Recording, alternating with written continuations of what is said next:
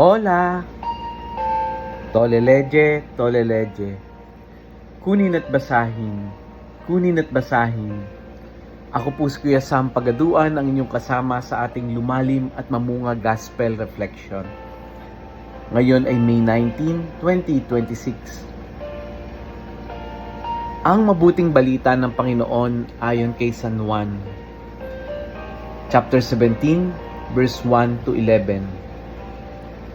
Noong panahong iyon, tumingala si Jesus sa langit at ang wika, Ama, dumating na ang oras.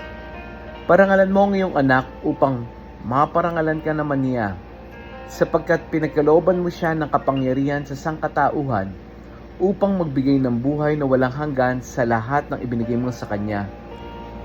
Ito ang buhay na walang hanggan, ang kilalaning kanila, ang iisa at tunay na Diyos, at si Jesucristo na iyong sinugo. Inihag ko rito sa lupa ang iyong karangalan. Natapos ko na ang ipinagawa mo sa akin. Kaya Ama, ipagkaloob mo sa akin ngayon ang karangalang taglay ko sa piling mo bago pa likhain ang sanlibutan. Ipinapakilala kita sa mga taong ibinigay mo sa akin mula sa sanlibutan. Sila'y iyo. Ibinigay mo sila sa akin at tinutupad nila ang iyong salita. Ngayon alam na nilang mula sa iyo ang lahat ng ibinigay mo sa akin, sapagkat itinuro ko sa kanila ang lahat ng aking nabatid sa iyo at tinanggap naman nila.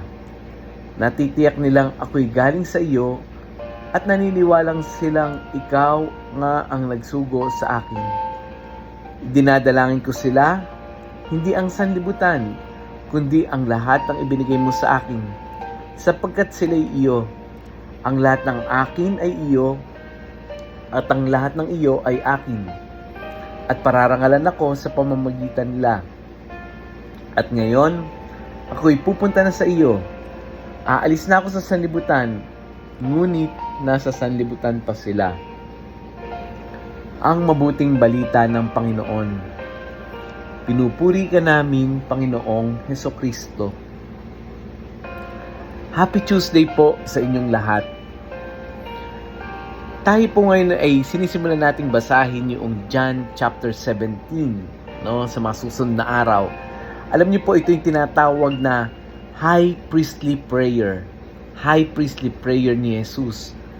Dahil dito, makikita natin na bago siya dumaan sa paghihirap, hindi siya nagturo, kundi ang ginawa niya muna ay nanalangin. Ipinagdasal niya yung kanyang mga alagad, yung kanilang pananampalataya. Ipinagdasal ni Jesus yung kanilang proteksyon, yung kanilang faithfulness, yung kanilang pananatili sa Diyos. At ang pinakabuod ng kanyang dasal, anong sabi niya? Ama, ingatan mo sila. Napakaganda nito dahil pinapakita na ang puso ni Jesus ay pusong nagmamalasakit. Hindi niya tayo iniiwan kahit alam niyang napaka-challenging dito sa sanlibutan. Kung tutuusin, ang sarap marinig na may taong nagdarasal para sa iyo. Kasi sa mundo ngayon, maraming tao ang manggagamit, maraming nangiiwan, maraming nakakalimot. Pero si Jesus, yung example na binigay niya sa atin sa gospel, iniisip niya tayo, ipinagdarasal niya tayo, at iniingatan niya tayo. Kaya, ito siguro yung message na nais iparating ng gospel natin ngayon, na hindi ka nag-iisa sa laban mo. Kapag pagod ka na, may Jesus na nanalangin sa iyo.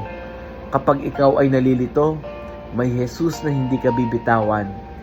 Kapag pakiramdam mo ay wala nang nakakaintindi sa iyo, may Jesus na kilala ka ng lubusan. At ito rin yung challenge sa atin. Kung si Jesus ay marunong manalangin para sa iba, tayo rin ba? Kaya di ba natin ipanalangin yung iba? O puro sarili lamang natin ang ipinagdadasal natin? Minsan, ang pinakamalalim na pagmamahal ay hindi nasusukat sa salita, kundi sa pagdadala mo ng isang tao sa dasal. Kaya ngayong araw na ito, ang challenge sa atin, ipagdasal din natin, hindi lang yung sarili natin, kundi yung ibang tao. Maglaan tayo ng oras para sa panalangin para sa kanila. At baka ngayon, ang pinakalabing thing na pwede natin gawin ay ipagdasal natin ang isang tao imbis na husgahan siya. Let us pray. Panginoong Jesus, salamat dahil hindi mo kami nakakalimutang ipagdasal.